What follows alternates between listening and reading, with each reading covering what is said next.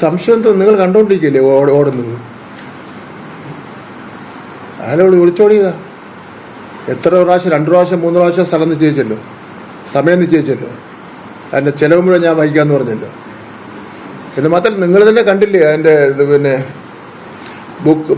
ബുക്കും പടവും കാര്യങ്ങളായിട്ട് മുഴുവൻ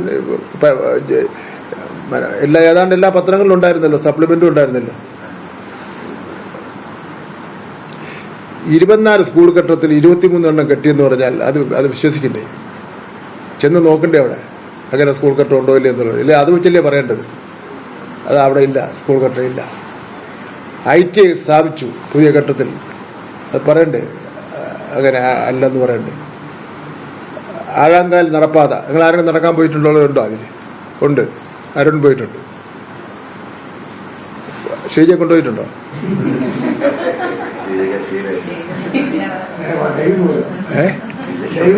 ലൈവ് ചെയ്യാൻ പോയി.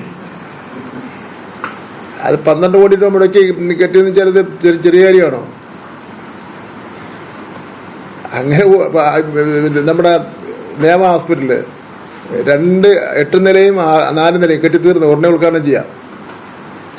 സിരിമല തൃക്കണ്ണാർ റോഡ് എൻ്റെ സുഹൃത്തായിട്ടുള്ള ബി വിജയകുമാർ ജീവിച്ചിരുന്നപ്പോൾ തുടങ്ങിയതാണ്.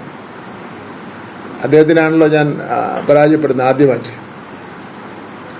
എൻ്റെ മത്സരങ്ങളിൽ അങ്ങനെ തന്നെയായിരുന്നു. B Vijayakumar, O Rajagopal sir, Kummanam Rajasekhar sir ഒക്കെ ആയിരുന്നു എതിരാളി എന്ന് പറഞ്ഞത്. മുരളീധരനൊക്കെ ആയിരുന്നു എതിരാളി.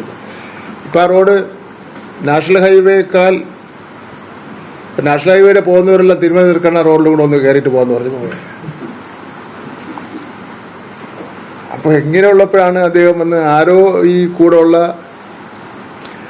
പിന്നെ ഇപ്പം കുറച്ച് ആൾക്കാർ ഇറങ്ങിയിട്ടുണ്ടല്ലോ രാഷ്ട്രീയ പാർട്ടികളിൽ നിന്ന് കാശ് വാങ്ങാൻ വേണ്ടി.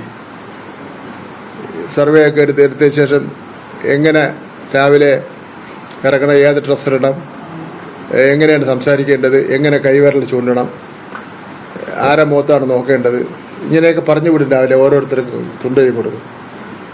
അപ്പം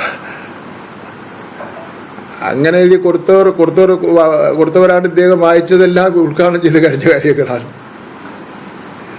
പക്ഷെ അതൊന്നും രാഷ്ട്രീയ പാർട്ടികൾക്കൊരു പ്രശ്നമില്ല.